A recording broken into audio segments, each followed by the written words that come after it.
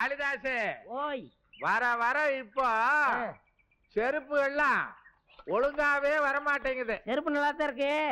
ஏதாவது கல்யாணத்துக்கு போனா செருப்பு மாத்தி போட்டு வந்துடுறீங்க. இல்ல திருடுன்னு சொல்லல. வாங்க சாமி கும்பிடுறேன். கும்பிடு கும்பிடு. இந்தா இந்த செருப்பை தச்சு கொடு. செருப்பு நல்லா தானுங்க. மறந்துட்டேயா, அறிவுட்டவனை சொல்லப்படாத. எங்க சொல்றது நீங்க வச்சுக்கிட்டு.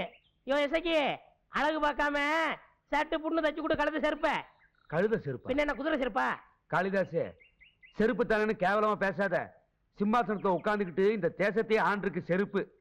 இப்ப விட தேசம் அப்ப நல்லாவே இருந்துச்சு. இத நான் சொல்ல, ராமாயணம் சொல்லுது. செருப்பு ஆண்டது பருப்பு ஆண்டதெல்லாம் கிடக்கட்டியா, ராமாயணம் எங்களுக்கு தெரியாதா? உன் கதை எப்படி? தொழில் எல்லாம் நல்லா நடக்குதா? தொழிலுக்கு ஒன்னும் குறைச்சல்லிங்க. வயசு 60 ஆகுது இல்ல. இன்னும் எத்தனை காலத்துக்கு தான் இந்த கட்ட பாடுபட முடியுங்க? தோல்ல தொலை போடுற தொழில் ஆச்சுங்களே. தொலைகிட்டே இருந்தா தோதுப்படுங்களா? கண்ணுல பூச்சி வேற பறக்குது. ஏன் பூச்சி மருந்து வாங்கி அடிக்க வேண்டியதானே? அட பேமானி, பூச்சி மருந்து அடிக்கிறதுக்கு அவன் என்ன செடியா பயிரா? ஏப்பா எசைக்கு முத்து, உன் பேர பிள்ளைக்கு இந்த தொழிலை சொல்லி கொடுத்து துணையா வச்சுக்க வேண்டியதானே? தொலை மாத்திரம் இல்லங்க, அவன் தோல் எங்க இருக்கு தொலை எங்க இருக்குன்னு சொல்லுவான்ல. என் பேர எங்க என் பேச்ச கேக்குறான். அவன் இந்த தொழிலே வேண்டாம், ஸ்கூலுக்கு போய் படிக்கிறேங்கிறான். இப்ப கூட எங்கனாச்சும் பள்ளிக்கூடத்துக்கு முன்னாடி தான் நின்றுகிட்டு இருப்பான். நடராசர் கோயிலுக்கு முன்னாடி நந்தனா நின்ற மாதிரி.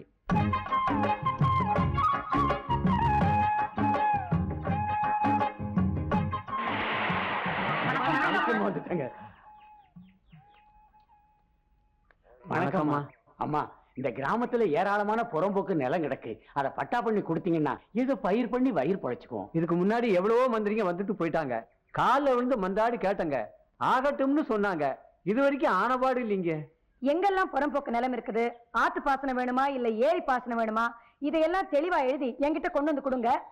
கூடிய சீக்கிரம் என்னால முடிஞ்சதெல்லாம் செய்யறேன். ஏயா, உன் பேரப்பைய செல்வத்தை பண்ணையார் வீட்டுல மாடு மேய்க்க மாசம் 10 ரூபான்னு சம்பளம் பேசி அவனை வேலைக்கு அனுப்பினேன்ல, அவன் என்னடான்னா மாட்டை மேய்க்காம மரத்து மேல ஏறி உட்காந்துக்கிட்டு ஸ்லேட்டு பழையில மாடு மாடுன்னு எழுதி பழகிட்டு இருக்காங்க. அப்புறம் என்ன, விழுப்புரம் மாடு மோலைய தோட்டத்துக்குள்ள மேய்ஞ்சிருச்சுன்னு பட்டியல அடிச்சுட்டாங்க. பண்ணையாரே பணத்தை கட்டி மாட்டை ஓட்டிட்டு வந்தாரியா. பண்ணையாரையா கொஞ்சம் மன்னிச்சுக்க சொல்லுங்க, நான் பையல கண்டிச்சு வைக்கிறேன். பண்ணையார அவன் குணத்துக்கான சும்மா விட்டாரு. இப்படி கண்டிக்காம அவனை வளர்த்த அப்புறம் ஊர் ஓம்பல விலைக்கு வாங்கிட்டு வந்தா நிப்பான். ஜாக்கிரதை. நான் கண்டிச்சு வைக்கிறேன். ஐயா கிட்ட சொல்லிருக்க.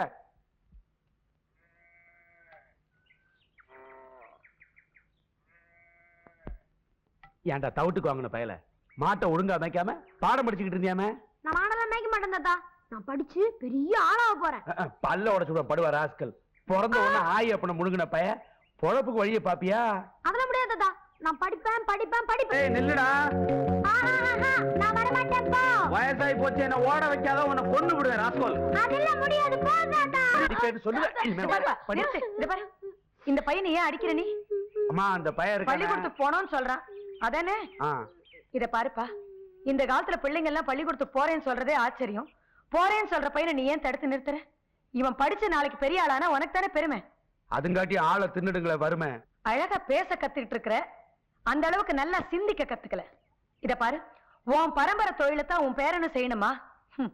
வண்டிக்கார மகன் வக்கீல் ஆகலாம், மாடு மேய்க்கிறவன் பையன் மருத்துவன் ஆகலாம். அதுக்காக தானேப்பா சோத்தையும் போட்டு பள்ளிக்கூடத்துல படிப்பும் சொல்லி கொடுக்குறாங்க. நாளைக்கு அவனை ஸ்கூலுக்கு அனுப்பு.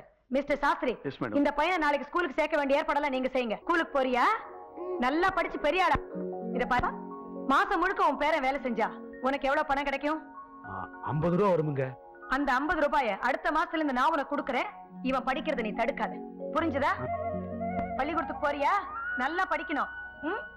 குட் பாய். நீ நல்லா இருக்கணுங்க. கும்பிடுறா. அடிக்க கூடாது. வரட்டுமா? லெட்ஸ் கோ.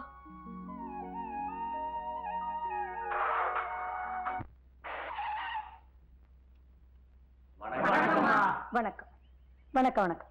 நீங்க எல்லாம் மலேரியா தடுப்பூசி போட்டுக்கிட்டீங்களா? உள்ள மருந்து இருந்துச்சா இல்ல மலட்டாத்து தண்ணி இருந்தான்னு தெரியலீங்க. ஏன் அப்படி சொல்றீங்க? ஊசி போட்ட மறுநாளே மலேரியா ஜுரம் ஜாம் ஜாம்னு வந்துருச்சுங்களே. என்ன மிஸ்டர் சாஸ்திரி, என்ன இவங்க சொல்றது? நான் சானிட்டரி இன்ஸ்பெக்டர் கேக்குறேன் மேடம். கண்டிப்பா கேட்கணும். நீங்க உங்க குறைகள் எல்லாம் ஒரு மனுவா எழுதி நாளைக்கு ஆபீஸ்ல கொண்டு கொடுங்க. வேண்டியதெல்லாம் நான் கண்டிப்பா செய்யறேன். நாங்க வரோம்.